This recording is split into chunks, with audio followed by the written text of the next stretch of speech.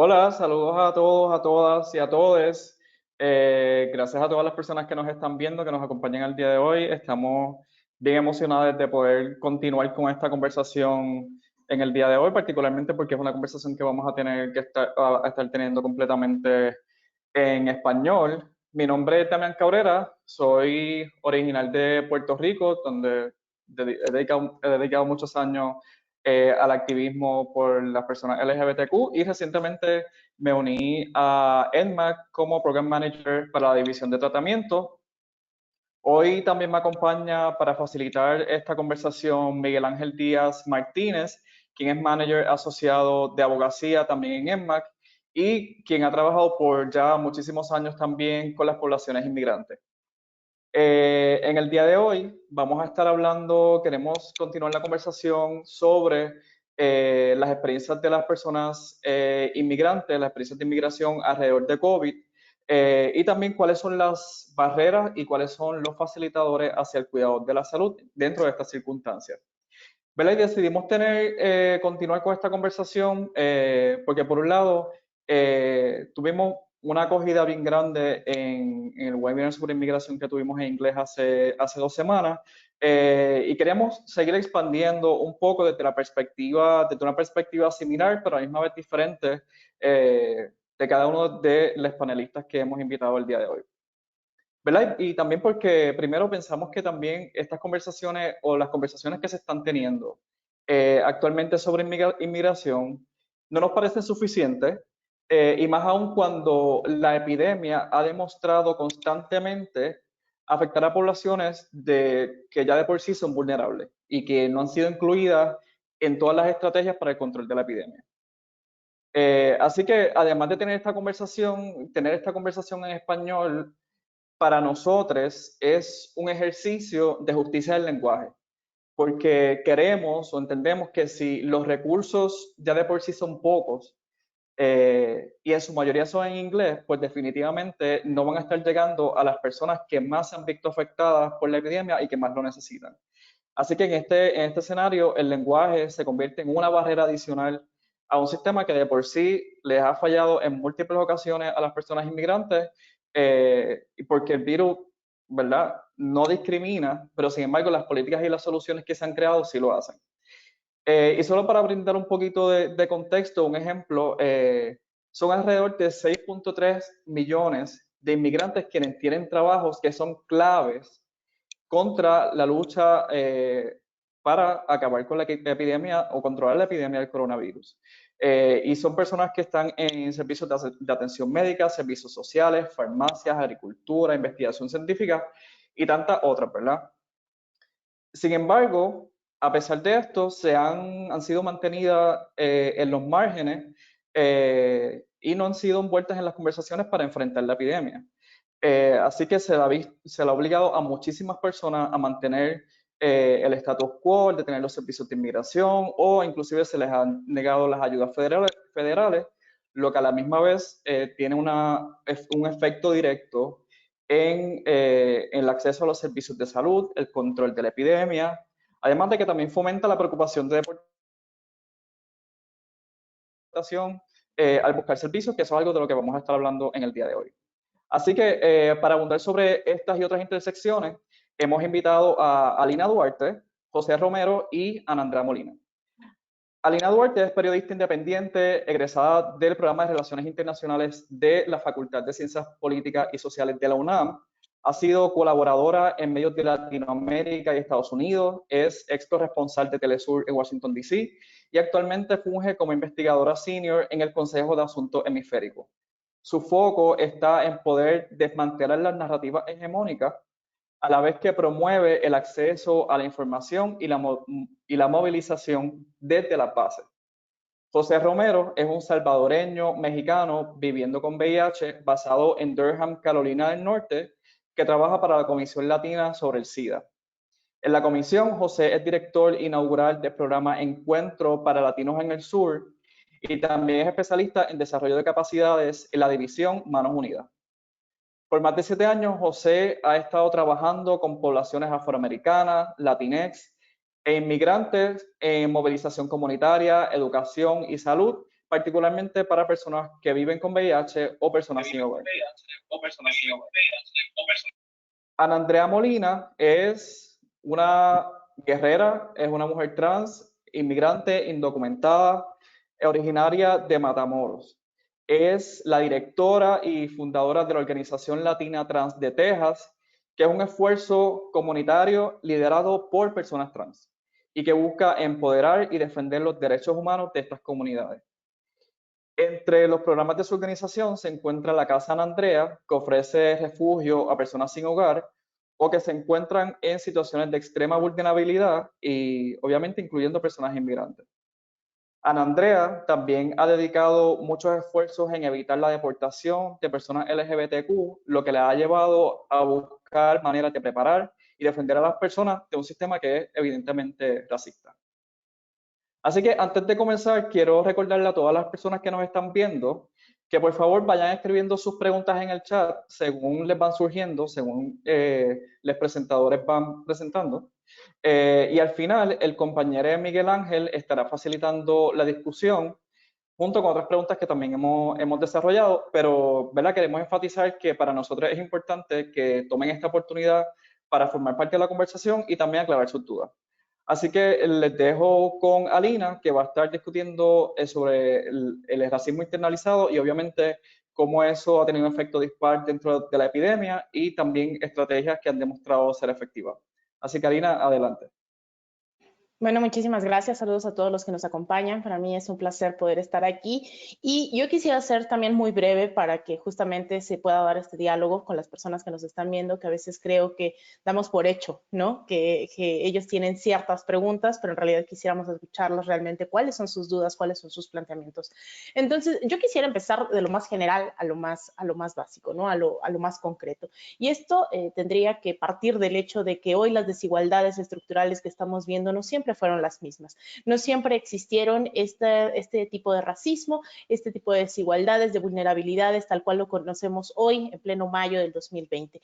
En algún otro momento, estos sistemas productivos, económicos, fueron totalmente distintos. Incluso en algún momento la humanidad partió, hubo un momento donde hubo un llamado comunismo primitivo en donde no había desigualdades, no solamente hablando económicamente, sino incluso entre mujeres y hombres. Esto se ha ido transformando y con ello también las opresiones, es decir, ha pasado a un sistema esclavista, hemos pasado a un sistema feudalista e incluso el capitalismo tal cual lo conocemos hoy tampoco ha sido el mismo, ha habido diferentes fases, hoy estamos transitando de una fase neoliberal hacia una totalmente distinta. Esta pandemia no me queda duda de que va a cambiar algunas cuestiones, pero en algún momento también hubo una etapa comercial, una etapa fordista. Hoy estamos viviendo esta fase, insisto, incluso yo me atrevería a asegurar que estamos en una fase de transición, porque este modelo neoliberal que le apostó a las privatizaciones del sistema de salud, sobre todo de la educación, de la vivienda, tuvieron estas consecuencias tan brutales que tal vez en algún otro momento no las podíamos visibilizar tan claramente, porque a lo mejor no era a nivel mundial. Hoy estamos viendo este colapso de este sistema económico, político, incluso cultural, ¿no? Este individualismo sumado con esta lógica capitalista de racismo, de desigualdades, de violencias, poco a poco se han ido transformando unas a otras.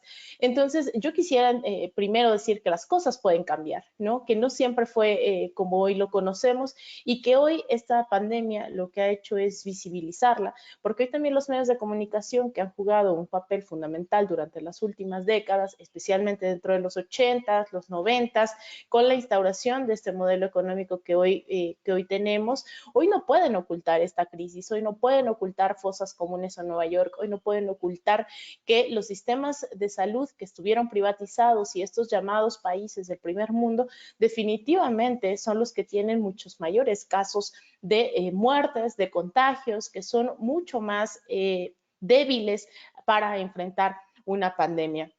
Entonces, ya sabiendo que no siempre fue así, a mí me gustaría decir que justo también estas desigualdades, principalmente en Estados Unidos, tampoco fueron así.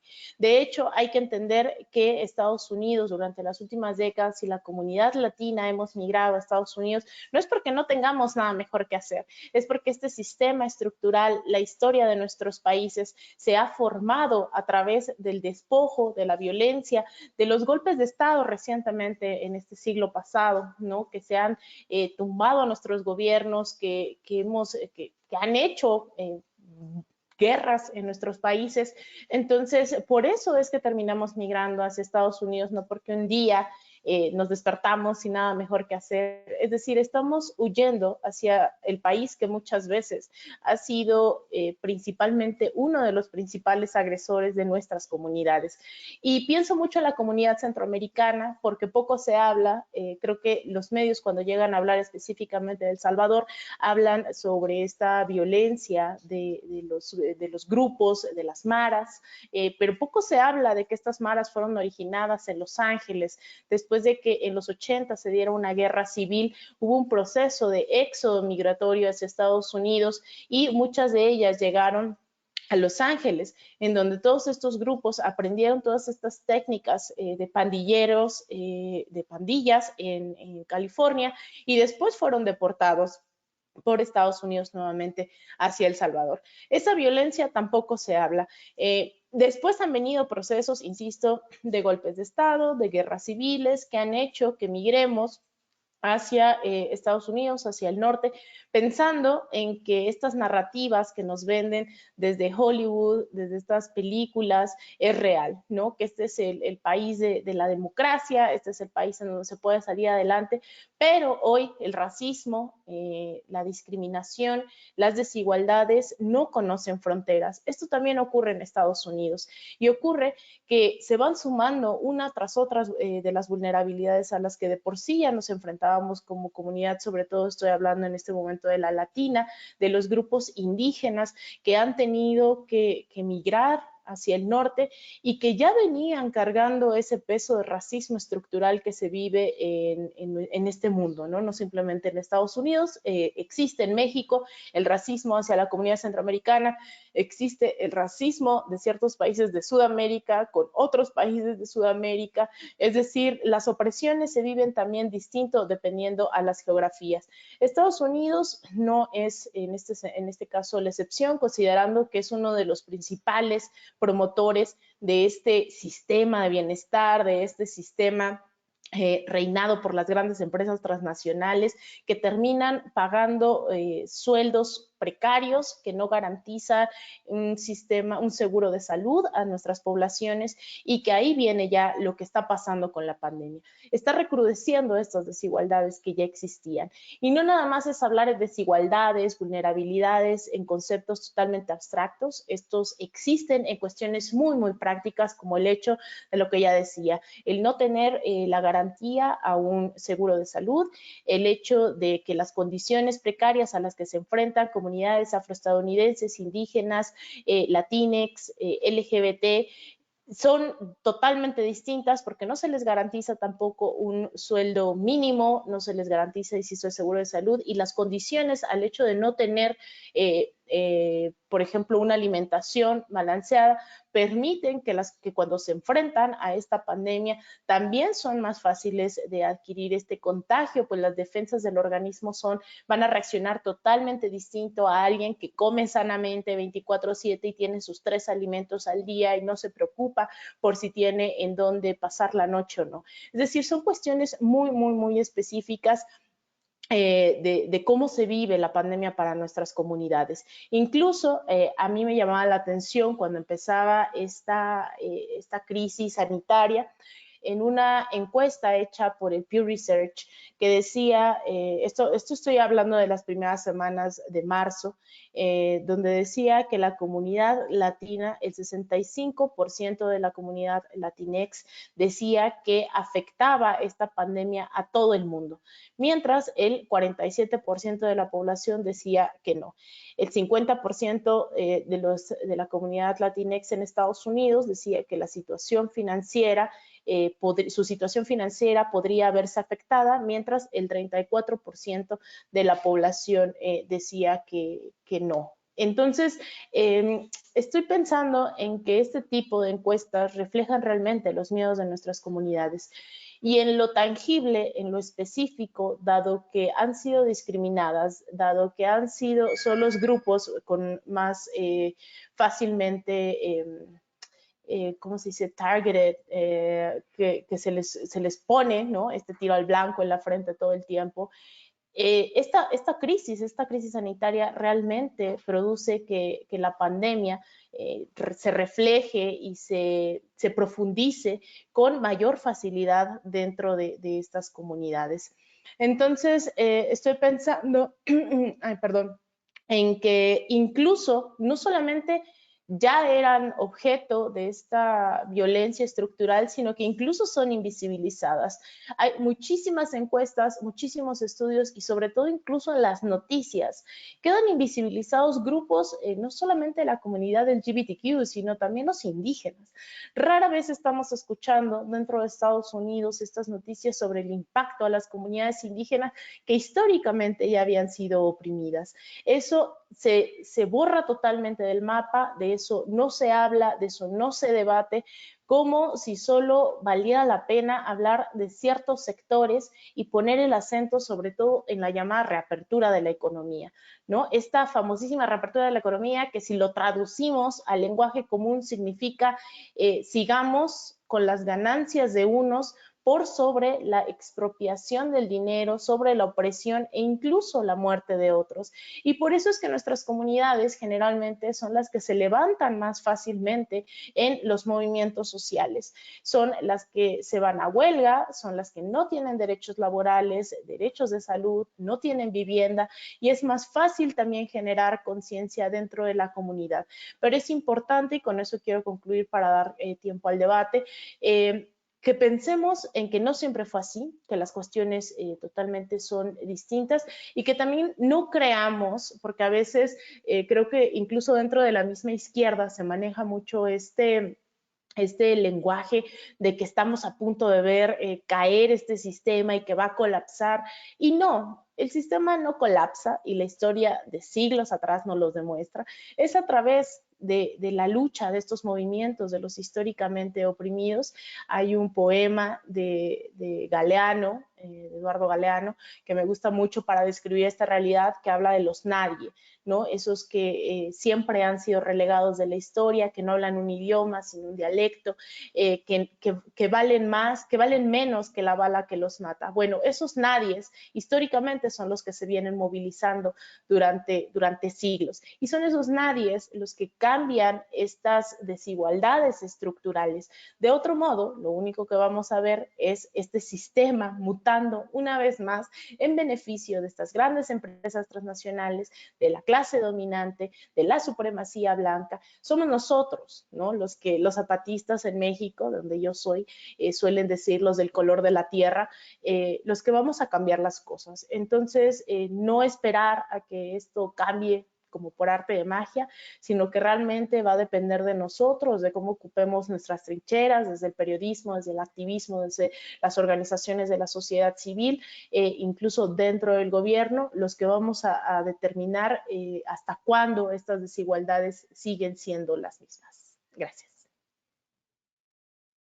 Muchísimas gracias, Alina, ¿verdad? Por esa perspectiva histórica y por ponernos también en contexto de esta conversación.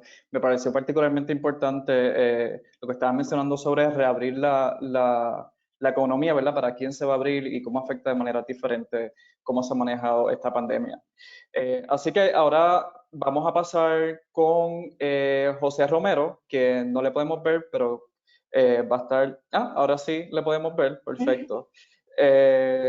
Ahora, pues les dejo con José Romero, quien va a estar hablando sobre cuáles son los derechos que tienen estas poblaciones, particularmente alrededor del miedo que muchas personas pueden tener al buscar servicios y esa preocupación hacia la deportación. Así que les dejo con José Romero. ¿Me oyen? Sí, ¿Sí? te escuchamos bien. Okay. Sí. Bueno, ahí está, ahí vamos, ok. Muchas gracias a todos por estar aquí juntos esta tarde, que es tarde aquí donde yo estoy hablando desde Carolina del Norte. Me da placer estar con ustedes. Como dijeron, mi nombre es José Romero, uso los pronombres ella y él. Y estoy bien agradecido de esa como mosaico que nos ha pintado Alina de el sistema de salud y de poder en cual nos encontramos ahorita, que estos sí son tiempos de preocupación, pero también de abundancia, ¿verdad? De poder y posibilidad. Y yo siempre me centro en eso, que estos sí son tiempos de abundancia, que hay muchos recursos en los sistemas de poder y también entre unos a los otros que podemos movilizar para poder lograr las metas que tenemos, ¿verdad? Las metas que mencionó Alina sobre la salud y liberación y también las metas que vamos a oír mencionar de Ana Andrea, que también me da mucho placer poder estar en esta llamada con, que ha sido una de las mera líderes del sur. Y yo me enfoco en el sur porque yo, de mi perspectiva, como alguien que trabaja aquí en el sur de los Estados Unidos y que es de descendencia del sur global, pienso que el sur siempre es como un laboratorio para el resto del país y para la política. Y aquí podemos ver que muchas de las leyes de criminalización contra los inmigrantes fueron creadas aquí en los edificios de la política de los estados, lo que es programas como la 287G, que es un programa que aún sigue hoy en día dándole poder a policía para actuar como agentes de la inmigración, o las cosas de cada día, que los tácticas y estrategias de cada día que se usan para poder criminalizar a los inmigrantes. Um, Hablando sobre la salud, es bien importante, especialmente cuando estamos hablando como en ese legado que mencionó Alina, que en el sur muchos de los hospitales que existen hoy en día fueron construidos como parte de la abolición de esclavitud, como un paquete de inversiones federales que por la primera vez hizo una construcción compleja de hospitales y clínicas en el sur, que desde entonces, de hace esos 100 años, no ha habido mucha construcción. Así que muchos de los inmigrantes y todas las comunidades aquí en el sur están aguantando y teniendo que improvisar con un sistema que de veras requiere inversión, que necesita más apoyo y que necesita transformación, ¿verdad? Y que es parte de ese legado de trabajo aquí en el sur sobre cómo podemos reimaginar lo que es necesario para nuestra comunidad. Y como mencionaron también, tengo un papel en la Comisión Latina sobre el SIDA, que fue fundada en 1990, pero en el sur he estado trabajando aquí desde el 2007. En ese papel fui como pude organizar con Ana Andrea y muchos otros organizadores poderosos aquí alrededor del sur que han estado logrando sobrevivir, ¿verdad? Y inventar maneras de apoyar más personas para sobrevivir y de veras, no solo sobrevivir, pero florecer aquí en sus vidas, lo que es, tú sabes, ayudar con apoyo mutuo de alojamiento, de comida, cosas así, ¿no? Que siguen ampliándose ahorita con esta pandemia que estamos enfrentando. Um, y no sé si sirve el chat. Sí tengo unos links, unos enlaces que puedo compartir a unos recursos que me gustaría mencionar específicamente en español y específicamente para inmigrantes indocumentados, que sabemos que es una comunidad que no está recibiendo ese dinero del gobierno o otros recursos ahorita en este momento y que también aún está enfrentando barreras para poder recibir la prueba de COVID-19 o cualquier otra prueba que necesita para su salud, porque hay esos miedos de si la policía me va a encontrar en la calle o qué van a hacer conmigo si resulta que soy positivo. Puedo mandar esos enlaces a los organizadores de la llamada para compartir con los participantes o los que se incluyeron, pero lo que me gustaría también mencionar es que en el sur también sabemos que aquí es un lugar donde muchas de las leyes que han estado criminalizando VIH y otras condiciones de salud están siendo movilizadas para poder criminalizar a la gente hoy en día a respecto de COVID-19. Y hay que mantener la vigilancia sobre cómo poder enfrentar eso y me gustaría poder oír de las otras personas en la llamada aquí hoy qué es lo que están siendo testigo en sus comunidades. Nosotros como la comisión y como otros organizadores con los cuales trabajo aquí, estamos trabajando en particular en estados como Georgia, Carolina del Norte, South Carolina, Alabama, Tennessee, desde DC hasta Florida, Texas, estados que también son los estados que están abriendo antes de otros estados, ¿verdad? Tú sabes, esa palabra de abrir y cerrar, como que de veras se podría abrir o cerrar, que también se oye en la frontera, ¿verdad? Que estamos abriendo o cerrando la frontera, como que si fuera una puerta y no una herramienta de poder, ¿verdad? Pero aún así, sí miramos que hay como políticas técnicas que están afectando a la comunidad.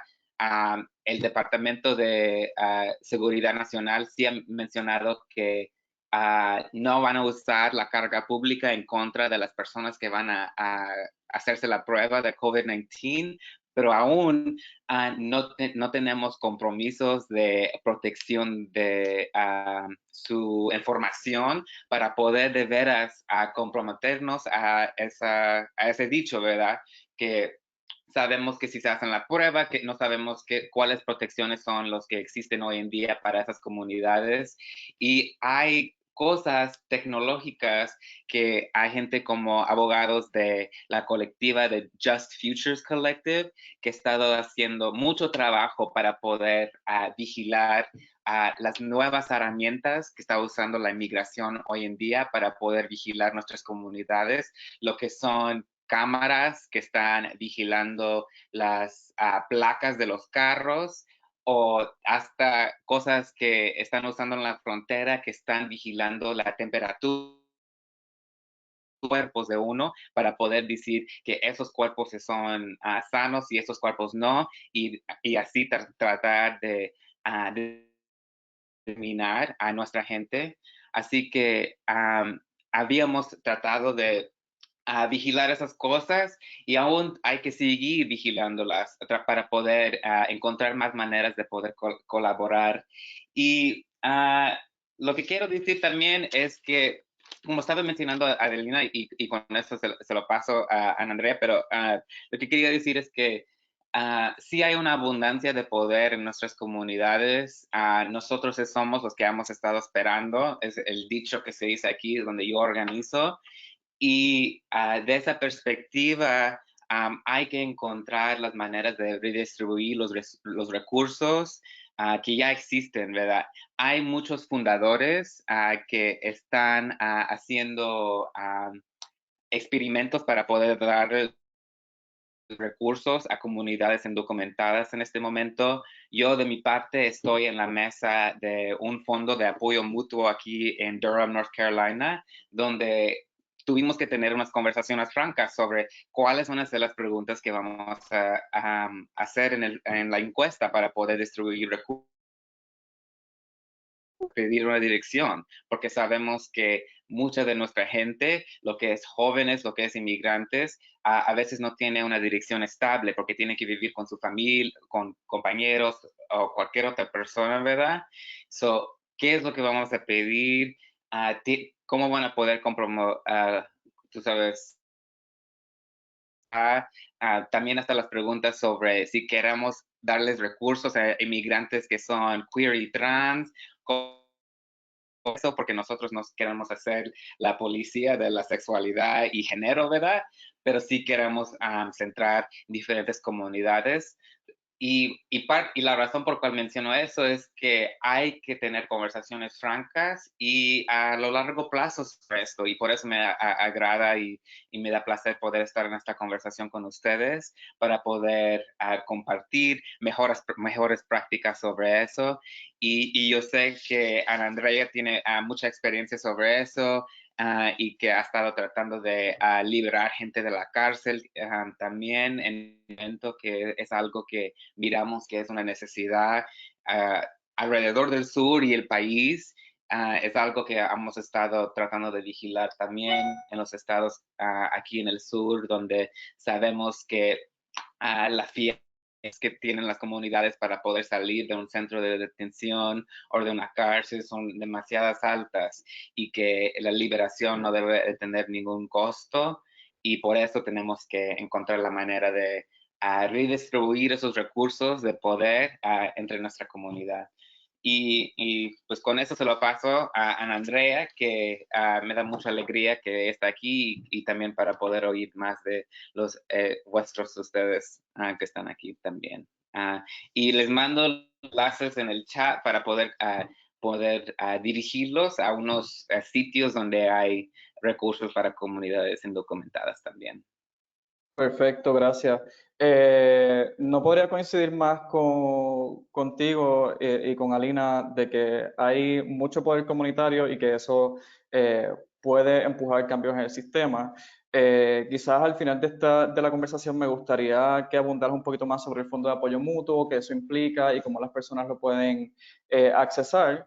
Pero por ahora voy a pasar la conversación a Ana Andrea Molina, quien estará exponiendo las desigualdades hacia las comunidades trans en el sur de los Estados Unidos y cuáles son las herramientas ¿verdad? Que tienen para enfrentar estas desigualdades. Ok, ¿qué tal? ¿Cómo están? Soy Ana Andrea. Yo soy la directora y la fundadora de la Organización Latina de Trans en Texas y de Casa Ana Andrea, que es el único albergue en el estado de Texas para personas trans y queer que están en situación de vulnerabilidad y que están siendo liberadas de algunos de los centros de detención. Gracias por el espacio y quiero nombrar a las compañeras. No soy la única que está haciendo el trabajo en el sur, también hay mucho movimiento en este momento, desde la Florida con Ariana, Estrella en Atlanta y otros movimientos que están comenzando, como Amor y Solidaridad en Nueva Orleans, los nuevos grupos y las nuevas organizaciones que están trabajando desde todo el sur y la línea fronteriza de los Estados Unidos con el borde con México. El movimiento de las mujeres trans en este punto está siendo cada vez más fuerte a pesar de las desigualdades que estamos viviendo sistemáticamente dentro del movimiento LGBT. Muchas de nosotras estamos trabajando de manera voluntaria, no siendo parte de un staff, más sin embargo dirigiendo organizaciones, liderando movimientos y construyendo programas. Entonces, muchas desigualdades que están viviendo todas estas líderes, incluyéndome, estamos enfrentando los mismos retos que enfrenta a cualquier persona en este momento como inmigrante, pero se agranda y se impacta más por ser mujeres trans y algunas de nosotras aún indocumentadas, ¿verdad? Que estamos luchando contra los sistemas de opresión, esos sistemas de los que hablaba Alina en un principio, cuando huimos de nuestros países de origen. Alguien me preguntó que por qué estábamos huyendo de nuestros países de origen si nuestros países están ricos, ¿verdad? Pero bueno, yo simplemente lo que puedo contestar, a pesar de todo lo que ya sabemos de la transfobia y de la violencia de género que se vive en Latinoamérica y el Caribe, es que mientras existan países que sigan explotando nuestras materias primas, nuestros recursos naturales, y mientras sigan soportando a presidentes corruptos en Latinoamérica y el Caribe, la inmigración no va a detenerse. Y no solamente por ser trans, sino porque somos parte de un sector pobre en nuestros países. Y cuando llegamos a este país, pensamos que hemos llegado al país de las oportunidades y nos damos cuenta que estamos enfrentándonos de nueva manera a un sistema muy parecido del cual estábamos huyendo. El asunto es que tenemos la capacidad organizativa y dentro del movimiento LGBT, donde ahora el movimiento se ha retomado nuevamente, y digo nuevamente por manos de mujeres y de personas trans y queer, ¿verdad? Porque recordemos que históricamente también dentro de nuestro movimiento, cierto sector de nuestra comunidad ha tratado de invisibilizar el liderazgo de las mujeres trans, de excluirnos y de menospreciar nuestros esfuerzos y nuestras luchas. Entonces, me siento muy afortunada en este momento de ser parte del Movimiento del Sur, con todo el trabajo que están haciendo muchas organizaciones a través de la visibilidad y el empoderamiento de las mujeres trans y enfrentándonos a las barreras sistemáticas que se han mencionado, ¿verdad? El trabajo de la visibilidad que ha hecho Bambi Salcedo a nivel nacional, igual Jenny C., es algo extraordinario y que nos ha beneficiado a muchas, porque le hemos dicho al país, a un país que no quiere inmigrantes y un país que está en constante resiliencia, que aquí estamos y que hemos llegado porque huimos por todo este paquete que mencionamos, pero que aquí estamos, vamos a seguir construyendo, vamos a seguir luchando y estamos aquí precisamente porque somos parte de la cultura oprimida, ¿verdad? Y como parte de esta cultura hemos nacido, hemos renacido, hemos surgido, ¿verdad? Como líderes, como guerreras que somos, como chingonas, que esa es una palabra que manejo mucho, y estamos trabajando y estamos construyendo, ¿verdad? Hacia al prototipo también que hizo Ruby Corado con Casa Ruby, y ha sido un modelo a seguir para varias de nuestras organizaciones. No solamente crear un espacio físico y un movimiento de base, sino dar la capacidad de darle vivienda a nuestra gente, ¿verdad? Es un privilegio que después de casi 20 años de ser un inmigrante que llegó a este país, tengo el privilegio ahora de contestar una llamada de un juez de inmigración diciéndome, ¿usted tiene capacidad para darle vivienda a esta persona? Esos momentos son tan importantes y tan enriquecidos, porque siendo una inmigrante aún indocumentada y teniendo la capacidad de poderle decir que a través de la organización podemos darle vivienda a una persona que está con posibilidad de salir del centro de detención, realmente es un privilegio. Y en el tema de las barreras en este momento por COVID-19 en Texas, hemos encontrado muchas alianzas a nivel local. Por ejemplo, Houston ahora, la oficina de los comisionados está predominantemente manejada por demócratas. Son 5. Bueno, son 4 y la juez, pero la juez es una partidaria y aliada de nuestras comunidades vulnerables. Es una mujer latina, Lina Hidalgo, que históricamente ocupa esta posición. A Rodney Ellis, que es otro de los comisionados. Igual a Adrián García, que es un hombre latino y que ha trabajado en la comunidad latina por muchos años y que nos hemos enfrentado ante sus políticas y sus creencias y sus posturas, pero al final del día hemos logrado que también opte a favor de nuestras comunidades. Y en este momento la oficina de los comisionados ha destinado $30 millones a la ciudad de Houston para inmigrantes indocumentados. Y esto se logró a través de la movilización y el trabajo y el liderazgo de comunidades y grupos vulnerables y de base comunitaria. Logramos que se realizaran estos cambios y se depositara esta cantidad de dinero para ayudar precisamente a inmigrantes que no están recibiendo ayuda de estímulo del gobierno federal. Precisamente, y en este punto quiero aclarar que la comunidad LGBT ha marcado un parteaguas dentro de todas estas posturas y de todas estas beneficios que históricamente se le otorgan a comunidades vulnerables. En el pasado, nunca, por 20 años que yo he vivido en Texas aproximadamente, jamás había habido un fondo que fuera destinado para personas inmigrantes y mucho menos LGBT, ¿verdad? El año pasado, Adrián García, hizo la proclamación de la conmemoración y remembranza de las mujeres trans el 20 de noviembre. Eso fue algo histórico, ¿verdad? Porque después de que se nos ha querido invisibilizar y de que la comunidad trans no es tomada en cuenta, Houston está dando su brazo a torcer.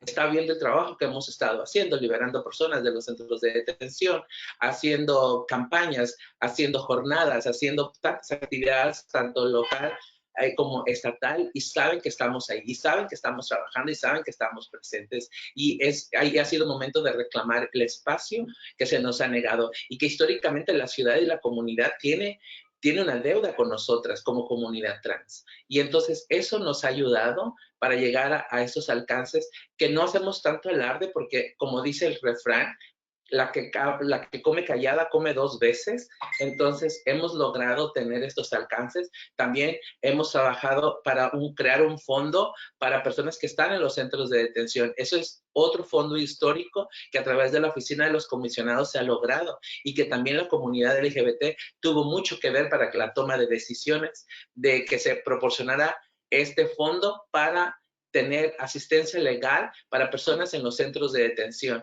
Estos son pasos realmente históricos dentro de la comunidad en Houston y localmente, ¿verdad? Porque sabemos que Texas es un estado totalmente racista y xenofóbico y transfóbico y LGBT-fóbico, ¿verdad? Pero crear todos estos cambios dentro de la base a nivel local nos ha dado una oportunidad para llegar a más comunidad, ¿verdad? Afortunadamente, como decía José Ramón, a los fundadores tienen fondos y tienen recursos, ¿verdad? Y algunos hemos estado cobrándoles, ¿verdad? Y nos han estado otorgando, pero no han sido suficientes también. Recordemos que la comunidad trans y específicamente inmigrantes somos las comunidades que menos recibimos. Sabemos que hay un estudio que se ha hecho donde el movimiento trans Latinx está recibiendo 3 centavos de dólares, y es tan ridículo que estemos recibiendo tampoco cuando estamos haciendo tanto trabajo, y el trabajo está visible. O sea, no es que estamos diciendo que hacemos y no hacemos, estamos haciendo mucho trabajo en la liberación, en los centros de detención, estamos haciendo mucho trabajo en las calles, cuando le damos vivienda, cuando le damos un lugar seguro a una persona donde estar, una comida caliente donde que comer, ¿verdad? Haciendo cambios de nombre, haciendo liderazgo, creando grupos de base comunitaria. Estamos teniendo alcance a nivel estatal. Iniciamos localmente hace 5 años con la visión de crear un pequeño grupo de mujeres trans. Y ahora tenemos una organización con 7 programas diferentes que alcanzan directamente y benefician directamente a la comunidad trans y LGBT Latinx, ¿verdad? Porque cuando trabajamos, se hace bien el trabajo interseccionalmente, se adhieren las demás comunidades porque saben los resultados que estamos haciendo, y de eso nos sentimos muy orgullosas. Y eso no solamente lo está haciendo, por ejemplo, Ana Andrea en Texas, lo estamos haciendo muchas líderes en muchos estados del sur, como les mencionaba, desde la Florida con Ariana, los nuevos grupos como Humor y Solidaridad y otros, entre otros, que han estado trabajando en la liberación. Entonces, ¿encontramos barreras? Sí, definitivamente estamos encontrando barreras, pero también estamos encontrando dentro de este colapso pandémico oportunidades de las cuales estamos listas para tomarlos, como está sucediendo localmente en este momento en Houston, donde existen posibilidades y las tomamos. Y aquí estamos, ellos están viendo que estamos trabajando. Efectivamente, las barreras existen, y la barrera lingüística, ¿verdad? No solamente el castellano es el que se habla en este país, hay lenguas garífonas e indígenas que tampoco tienen justicia del lenguaje. También creo que en eso tenemos que trabajar dentro de nuestras propias bases y nuestras propias organizaciones, porque estamos rindiéndole cuentas a los fundadores, ¿verdad? Cuando hablamos de programas y movimientos Latinx y todo lo que podemos ofrecer, todo está en inglés. Me da a veces rabia, y es tan ridículo escuchar programas y proyectos que va dirigido para comunidades latinas y todo está en inglés.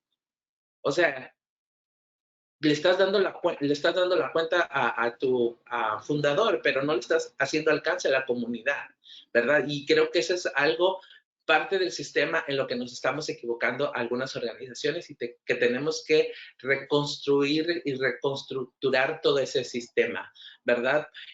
Sabemos que hoy por hoy nuestras comunidades trans y LGBT, Latinx, inmigrantes, vivimos desigualdades. y si no somos empáticos hacia las necesidades que están viviendo nuestras comunidades y solamente estamos beneficiándonos de los pocos logros que estamos consiguiendo, no vamos a avanzar. Tenemos que avanzar parejo y tenemos que avanzar todos y todas juntas, ¿verdad? Porque no podemos avanzar solamente unas y dejar a otros atrás. Entonces, yo pienso que necesitamos reconstruirnos un poquito más. Estamos haciendo mucho trabajo en el sur y todo el trabajo y el liderazgo que han hecho muchas compañeras y compañeros LGBT en la zona fronteriza. Nos faltan recursos, sí nos faltan muchos recursos, no tenemos todo lo que merecemos, mas sin embargo hacemos mucho con lo poco que estamos recibiendo, ¿verdad? Y pues nada, muchas gracias, quiero que avancemos, no quiero estacionarme en más ni alargarme. Muchas gracias por la plataforma y muchas gracias por hacer este espacio lingüístico con justicia del lenguaje. Muchas gracias a ti, Ana Andrea, ¿verdad? Por compartir todo lo que estás haciendo en el sur con nosotros. Quizás también la conversación nos gustaría conocer cómo las personas que nos están escuchando pueden accesar a estos servicios y cómo se puede apoyar tu organización. Pero por ahora les voy a dejar con Miguel Ángel de ENMA, que es quien va a estar atendiendo las preguntas que nos ha enviado y va a estar moderando la discusión. Gracias. Déjame atraer a todo el mundo. Página. Ok, perfecto. Bueno, gracias a todos y a todos por de verdad crear este espacio y el tiempo para hablar sobre esta discusión importante. Yo pienso que es de verdad algo que necesariamente tenemos que hablar constante y también tenemos que atraer, como dijo Ana Andrea, el punto de justicia lingüística, ¿verdad? No podemos dejar a las comunidades garífunas que no son, habla de castellano, o sea, tener ese espacio para que todo el mundo tenga la oportunidad. Voy a leer algunas de las preguntas, ahí podemos discursar. Una de las preguntas es, ¿cuál es la realidad de la gente trans y sobre todo de la gente y realidad del sur de América? ¿Cuál es la realidad de la gente trans y sobre todo la gente en el sur de América? Bueno, la realidad es que están siendo asesinadas, ¿verdad? Por eso están huyendo. Y nos han demostrado los movimientos que han avanzado conforme a derecho en varios países, pero eso solamente es en papel. La realidad es otra. Mujeres trans y personas queer y personas LGBT están siendo asesinadas en Latinoamérica y el Caribe. Definitivamente los recursos para liderar, movilizar a nuestras comunidades en nuestros países de origen no están llegando. Y cuando llegan tienen que ser a través de otras organizaciones gubernamentales que no están permitiendo el liderazgo de comunidades trans en este momento. La red La Trans, como otras redes en Latinoamérica y el Caribe, han hecho un excelente trabajo, pero sus recursos han sido limitados y no cuentan con todos los recursos que necesitarían para poder empoderar y crear grupos de base y crear espacios físicos donde las mujeres y las personas LGBT tengan un lugar donde protegerse, donde tener un lugar donde alimentarse. Recordemos que mucha de nuestra población no tiene preparación académica, ¿verdad? Vemos ahora mujeres trans empoderadas, pero muchas de ellas y un gran número en el sector de la comunidad trans es que han hecho transición después de sus estudios universitarios. Eso no les resta ser más o menos trans, ¿verdad? Pero a lo que me refiero es que muchas mujeres trans, indígenas, garífonas, y pobres no tuvieron el privilegio ni siquiera de terminar la educación primaria o secundaria. Fueron echadas literalmente de sus casas por ser mujeres trans o por vivir unas identidades queer. Eso es lo que sucede en Latinoamérica. Esa es la realidad que está sucediendo en Latinoamérica. Sí, hay grupos y hay movimientos y hay muchas con título, pero no es todo el sector, es cierto número solamente. La realidad es Sí han avanzado en conforme a derecho, pero solamente es en papel. Las mujeres trans siguen siendo asesinadas en Latinoamérica y el Caribe. Gracias, Andrea. Alina, tú tienes una respuesta. Yo sé que también hemos hablado sobre la migración de personas trans de Honduras y por qué la comunidad, o sea, trans, ha inmigrado, o sea, diferentes barreras. Sí, de hecho, ahí me escuchan, sí. A mí me tocó cubrir la caravana, una de las tantas caravanas que ha habido de América Central hacia la frontera de Estados Unidos en ese momento, y vuelvo a lo que planteaba yo desde un comienzo, ¿no? Las opresiones se van sumando dependiendo de las geografías y los tiempos.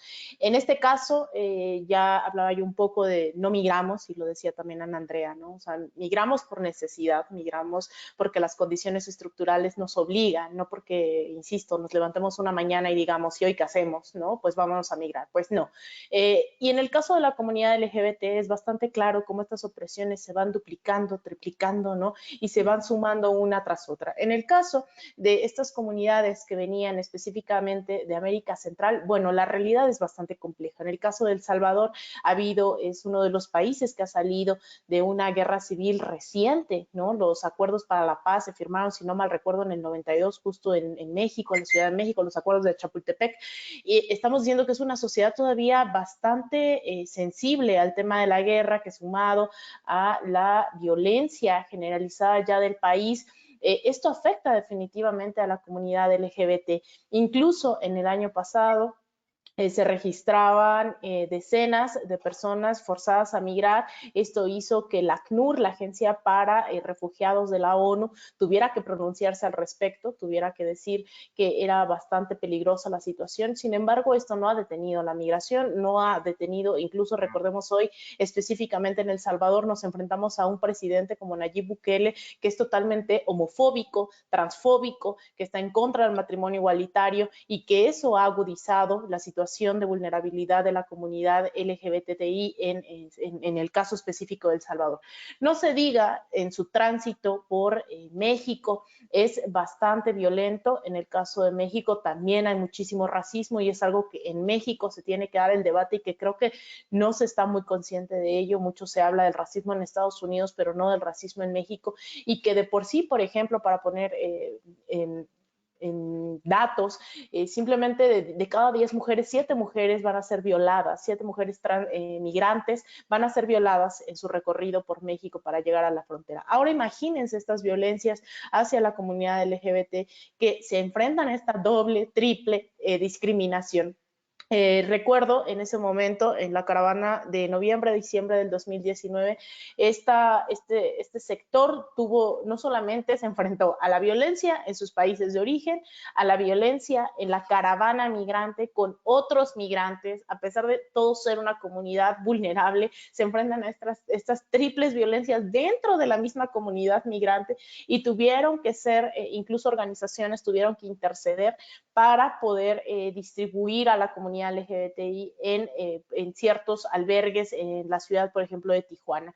Entonces, es volver a entender, ¿no? Que nos atraviesan distintas violencias, y que definitivamente pertenecer no nada más se pertenece a una, sino que al mismo tiempo se puede pertenecer a muchísimos grupos vulnerables. Se puede ser mujer, se puede ser migrante, se puede ser trans, se puede ser mujer de color, personas que ya sufren violencia en su país de origen, y también, insisto, a los indígenas, que poco se visibiliza, y que cuando llegan a Estados Unidos incluso es aún más difícil porque ni siquiera hablan castellano, ¿no? Ustedes hoy están haciendo un acto de justicia del lenguaje, sin embargo, hay muchísimos lenguajes que ni siquiera se llegan a hablar dentro de nuestras mismas comunidades migrantes.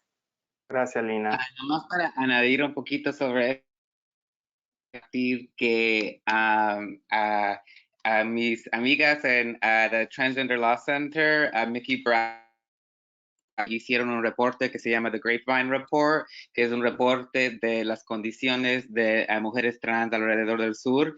Yo sé que habían hablado con Ana Andrea y Ariana sobre eso, y te acabo de mandar el enlace para que lo compartes, Miguel, con los participantes.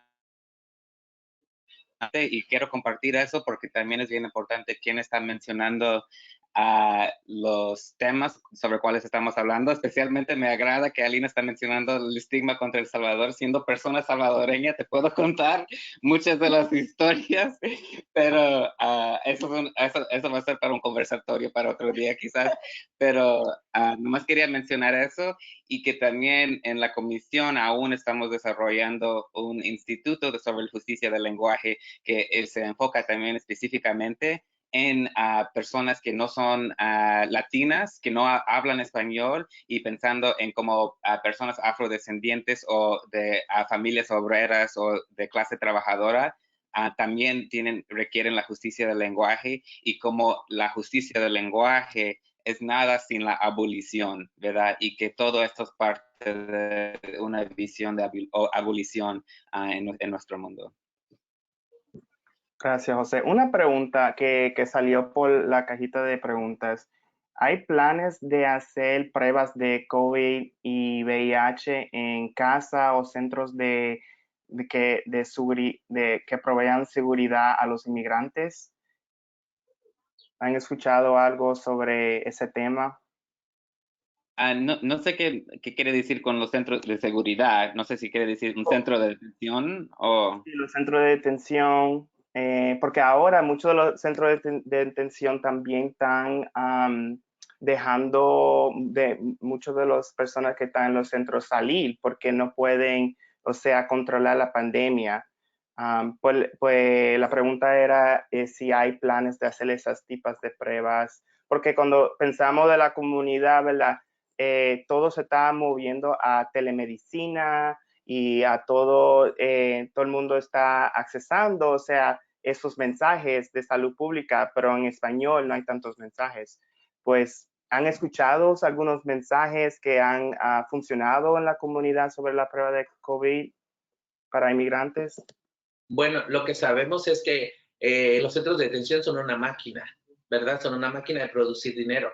Y entonces ellos quieren cobrar, pero ellos no quieren pagar, ¿verdad? Y lo vimos cuando empezamos a hablar acerca de las personas que vivían con VIH dentro de los centros de detención y que necesitaban medicación, necesitaban una dieta específica, ¿verdad? Porque sus vidas estaban corriendo peligro.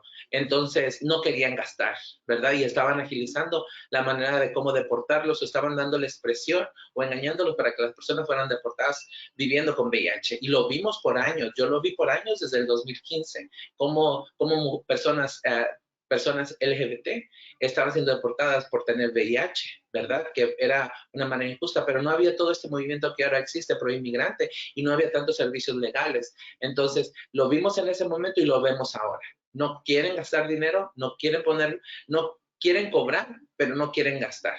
Entonces, no sabemos que está habiendo estas pruebas en los centros de detención. Lo que sí sabemos es que están queriendo liberar a las personas, pero están cobrando fianzas arriba de $15,000. ¿Verdad? Y eso es algo que, pues, estas personas ni siquiera tienen familiares, ¿no? Nadie puede responder por ellas, ¿verdad? Lo que ha estado haciendo OLTT para liberar a las personas es que somos los patrocinadores y hacemos cartas de reducción de fianza y organizamos con otros líderes como el Fondo de Lorena Borjas en Nueva York, como Mariposas Sin Fronteras en Tucson, Arizona, que puedan pagar fianzas de $3,000, de $2,000, ya después de haber reducido la fianza, de fianzas que los centros de detención están dando hasta por $15,000, que no tienen la capacidad para darle protección y seguridad en el tema de la salud y en otros muchos más, pero específicamente en ese momento de pandemia no tienen esa capacidad y no lo hemos visto, por ello que quieren estar liberando a las personas, pero quieren estar cobrando también. Yo sí quisiera agregar que en realidad a finales de abril ICE sí había dado a conocer que eran cientos de casos, al menos ya eran más de 300 los casos para finales de abril que se habían dado a conocer de presos que sí, de detenidos que sí tenían COVID-19. Lo que sí estoy segura es que no ha sido prioridad para el gobierno de Estados Unidos, precisamente por lo que dice Ana Andrea, y esto también es histórico, el hecho de que sean ganancias, ¿no? Eso es lo que significa gente detenida en estos centros, significan ganancias para unos cuantos, no necesariamente que se representan un peligro para la seguridad del país. Entonces, sí están haciendo pruebas, sin embargo, no ha sido prioridad, y también lo que he visto es que ha crecido mucho estos movimientos de solidaridad con la gente que está detenida para que salgan, porque es una bomba de tiempo, ¿no? Es un foco de contagio brutal y que no necesariamente se viven en condiciones decentes. Hemos visto a muchos, incluso menores de edad, falleciendo bajo custodia.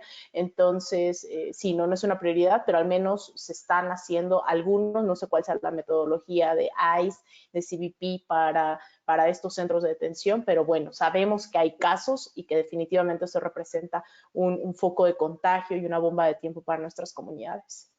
Sí, pero los casos no son detectados en los centros de detención. Cuando una persona manifiesta enfermedad o malestar, lo que hacen, y como tenían la referencia de los síntomas de COVID, lo que hacen es llevarlos a los hospitales, y es ahí donde los detectan. Los centros de detención no lo están haciendo. Y también sabemos que quienes estaban siendo reportados como los casos de infección eran sus empleados, eran las personas como los custodios, ¿verdad? Ahorita se me fueron los nombres de las agencias, pero son estas agencias, ¿no? Las que tenían contagio. Y cuando las personas en las detenciones estaban siendo diagnosticadas, no estaban siendo diagnosticadas dentro de la detención, sino en los hospitales. Sí. Y también hay que mencionar nomás el nombre de Carlos Mejía, que era la primera persona que falleció de COVID-19 en un centro de detención, que era un salvadoreño. Y también, como han compartido Ana Andrea y Alina, hay que averiguar quién necesita la prueba, compartírsela a todas personas, pero también hay que tener las protecciones, porque no se nos puede olvidar a Joana el año pasado, que cuando descubrieron que tenía necesidades de salud médica, la dejaron abandonada, la sacaron del centro de detención nomás para que no sea reportada como una muerte en un centro de detención, ¿verdad? Y así que necesitamos la prueba y la protección también a la misma vez.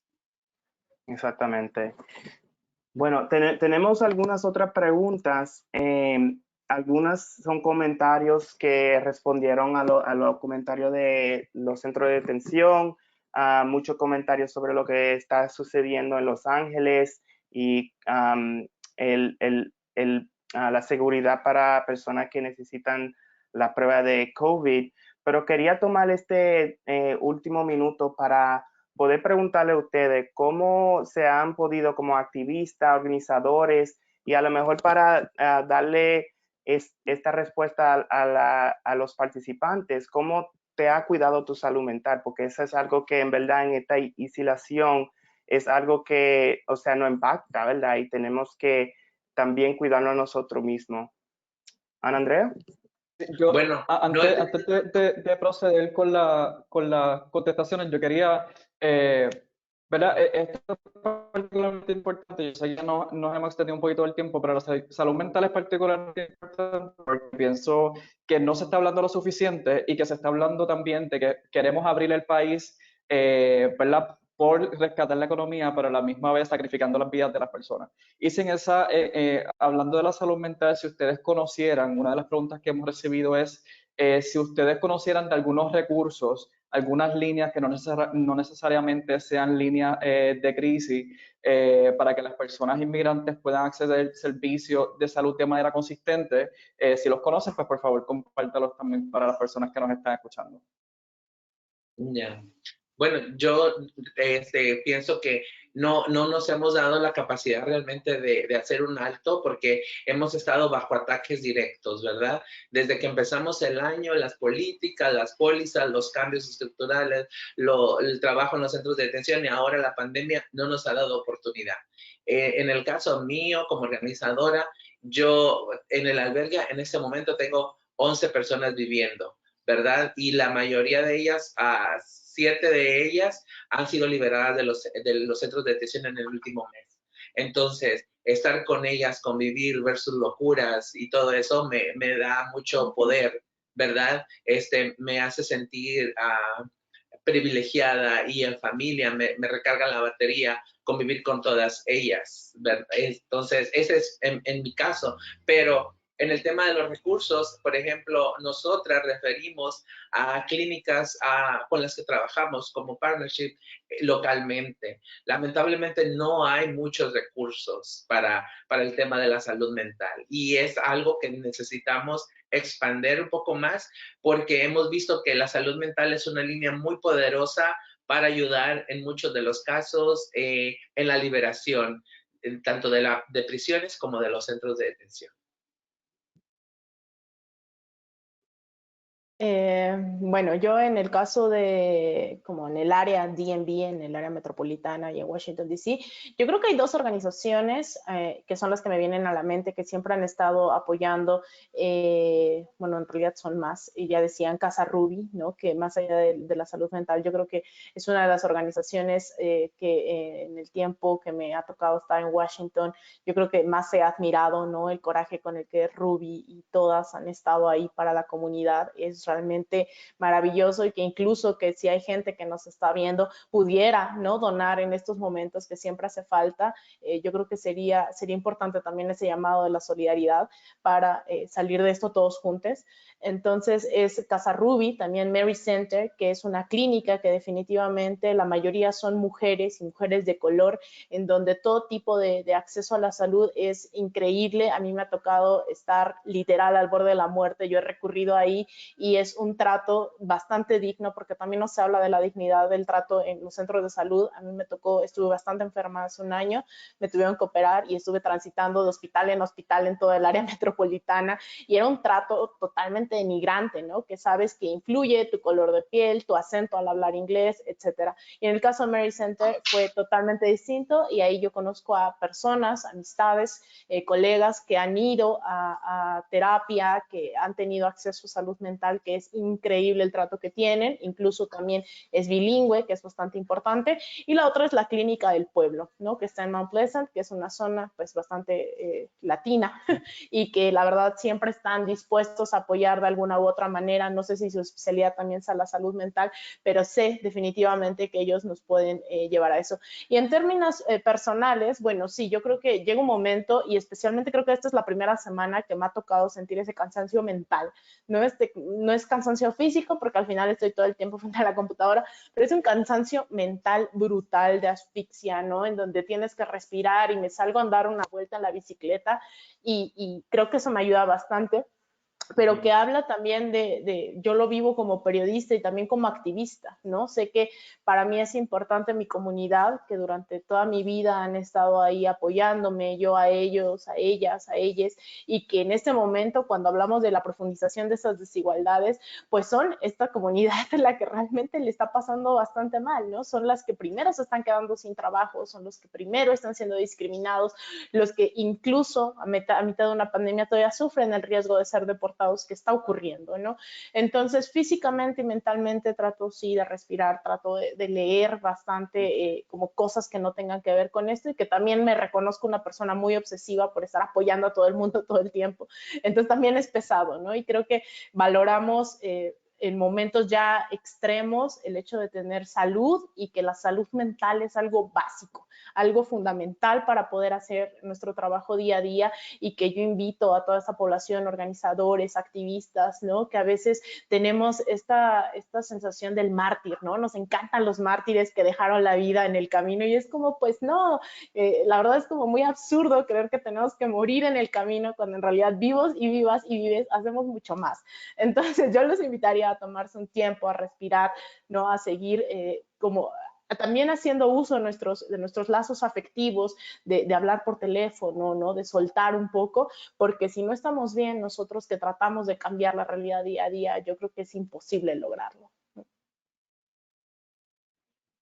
Gracias, Lina. Sí, no, es todo cierto lo que tú dices. A veces hay que tomar un poquito de tiempo para salir afuera, estar en la naturaleza, respirar y cuidarnos. José, ¿tú querías añadir algo? Lo que compartieron fue genial. De mi parte, como promotor de salud sexual, nomás quiero decir que no se les olvide masturbar o cualquier cosa de salud sexual que quieren hacer, y que también no se les olvide del arte y cultura. Así que ahorita yo estoy recaudando botellitas de pastillas, así que si ustedes tienen botellitas por ahí, no las tiran, mándenmelas, tienen mi correo electrónico, las estoy recaudando para hacer arte. So, pero no se olviden de masturbar. Perfecto. Bueno, muchas gracias por de verdad tomar el tiempo para crear este espacio, y de verdad esta conversación fue genial, Quería cerrar la sesión con una meditación de 1 minuto para honorar a nuestros ancestros, nuestros familiares y también nuestros seres queridos. Miguel, discúlpame, si tú me permites, antes de la meditación, quería recordarle a las personas que al salir, que por favor llenen la evaluación y que también si tienen algún recurso que sea en español, que nos lo envíen porque queremos hacer un banco de recursos, lo pueden enviar a dcabrera@enmac.org. Y a los panelistas, gracias, no podría estar más agradecido por la conversación tan rica y gracias a ustedes por aceptar estar con nosotros. Gracias, Damián. Gracias a usted. Perfecto. Podemos a cerrar los ojos y poner, si te sientes cómodo, poner tu mano en tu corazón y tomar un inventario de cómo te sientes ahora. Dale atención a tu respiración. Darte de cuenta cómo tu cuerpo se siente en este momento. Y vamos a desearle a todos los seres humanos que estén sufriendo, pasando malos ratos o también que estén en circunstancias difíciles. Vamos a mandarle amor, vamos a mandarle abundancia, vamos a mandarle todo el apoyo que en verdad nosotros como seres humanos tenemos de conexión y podemos crecer juntos. Y toma un momento de silencio para honorar a todos los seres queridos que hemos perdido en esta batalla. Lorena Borges, me sale en la mente.